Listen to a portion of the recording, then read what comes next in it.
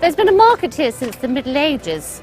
The market is open daily and has a variety of stalls, including organic produce, books, crafts, flowers, and so much more. It is on Market Square that we find Great St Mary's, which is Cambridge's principal parish church. It is also known as the University Church. Although an earlier church had existed on this site since at least 1205, the Great St Mary that we see today was built between 1478 and 1519. The 114-foot high tower wasn't completed for another 100 years. It was originally going to have a huge spire and be nearly twice as high. The tower is open to the public. There are 123 steps, and it is one of the best places for a panoramic view of Cambridge.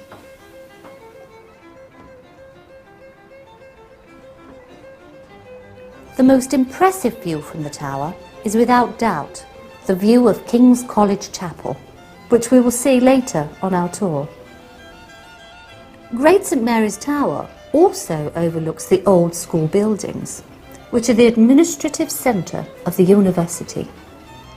These are some of the oldest buildings in Cambridge, parts of which date from the year 1350. The building's real age, however, is hidden by the smart white facade, which was added 250 years ago. Further away, there is the tower of Cambridge University Library, which was completed in 1934. When it was built, many people hated it and said that it looked like a giant telephone box. Well, the library's architect was Sir Giles Gilbert Scott, who did in fact also design the red British telephone boxes. Great St Mary's Tower is also the ideal place from which to watch the busy but mainly traffic-free city life. Cambridge has always been an important trading place for the surrounding areas, and today it is a very popular city for shopping. Nearly the entire city centre is pedestrianised. You simply can't get anywhere in central Cambridge without leaving your car and walking.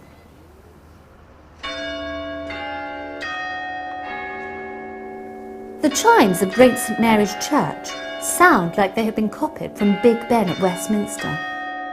In fact, it is Great St Mary's Church that is the real origin of this famous tune. The quartered chimes on the clock were composed in 1793 by a university professor called Dr. Joseph Jowett of Trinity Hall. They were subsequently copied for Big Ben at Westminster and are now called Westminster chimes.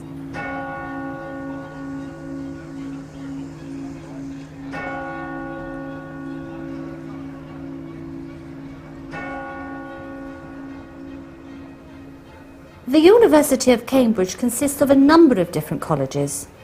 However, there is one building opposite Great St Mary's that is the ceremonial centrepiece of the whole university. The elegant Senate House, built in 1730, was designed by James Gibb, and it is here where all students receive their examination results. It is also the setting of their graduation ceremony, where they are presented with their certificates by the Council of the Senate and the governing body of the university.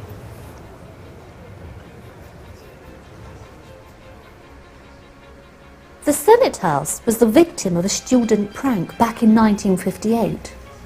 Engineering students from the university hoisted a van onto the building's roof, as this newspaper clipping shows. Some buildings have become so popular with climbing students that they have had bars and spikes fitted as protection. Behind the Senate House, we find the location of the notorious Senate House Leap. Before we enter Senate House Passage, notice the gap between the turret and Gonville and Caius College and the far end of the Senate House roof, It is known as a Senate House leap, traditionally jumped by the student club, the Night Climbers.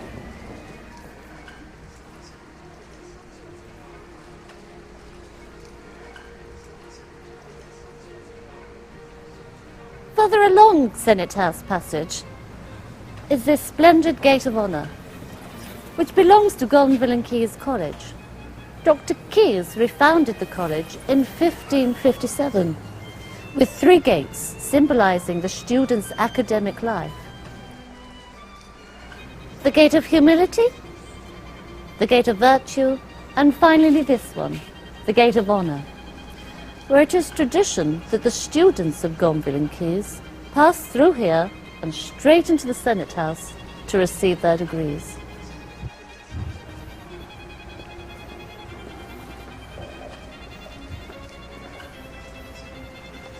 Senate House Passage leads us towards what was once a busy medieval street.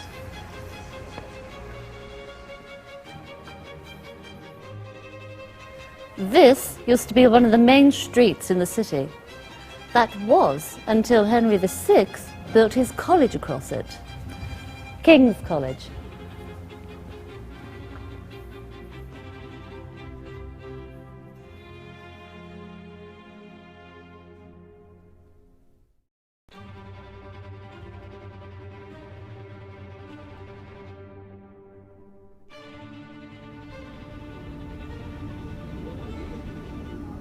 King's College was founded by Henry VI, who in 1441 personally laid the first foundation stone.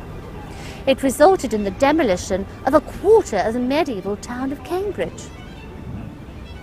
The gatehouse, which was built relatively recently in 1828, leads through to the front court of the college.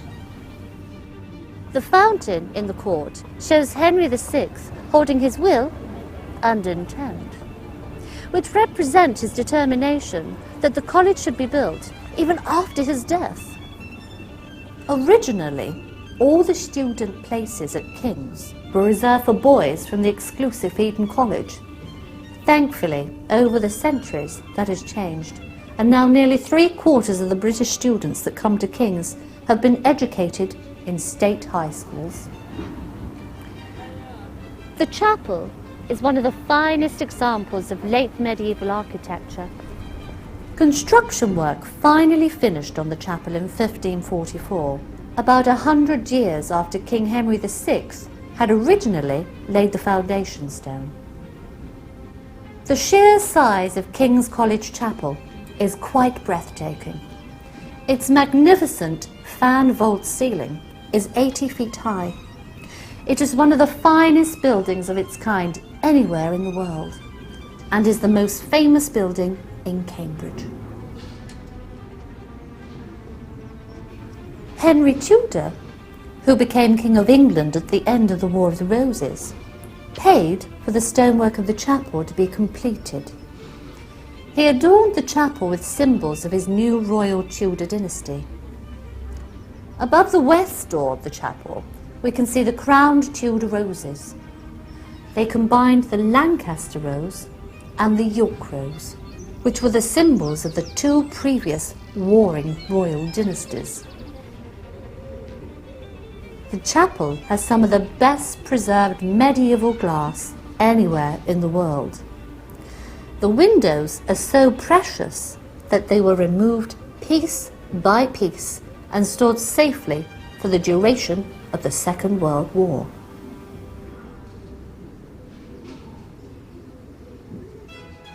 From King's College, we make our way along the cobbles of Trinity Street to the university's largest and wealthiest college.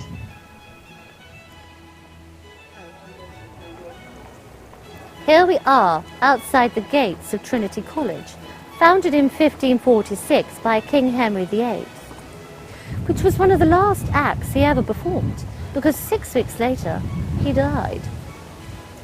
We can see a statue of Henry VIII. In his left hand he is holding a golden orb, representing the power of the king, and in his right hand a chair leg. A chair leg, I hear you ask? Well, many years ago, some of the students played a little prank and exchanged a sceptre, which he should be holding, for what we see today, a chair leg. Sir Isaac Newton was probably Trinity College's most famous student. This apple tree was planted in 1954 from a seed that came from Sir Isaac Newton's family home. People believe that Sir Isaac Newton watched an apple fall to the ground, which led him to the laws of gravity. Next door to Trinity is St John's College. There are around 800 students and 120 fellows at St John's, which makes it the second largest college of Cambridge University. It was founded in 1511 on the site of the 13th century hospital of St John the Evangelist. It was here that the great English poet William Wordsworth studied in 1787. St John's has a very elegant gatehouse, which was completed in 1516. The gatehouse is adorned with the coat of arms of the foundress of the college, Lady Margaret Beaufort. Lady Margaret Beaufort was married when she was 12 years old and a mother by the time she was 14. Her son later became King Henry VII. The statue is of St John. He is holding a poisoned chalice. Legend says that St John charmed the poison out of the chalice in the form of a serpent and then drank safely.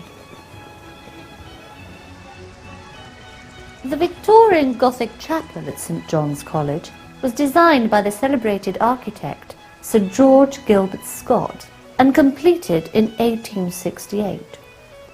It was just one of more than 800 buildings that this famous architect was associated with. The chapel's outer wall is adorned with 16 beautiful lifelike statues of former members of the college.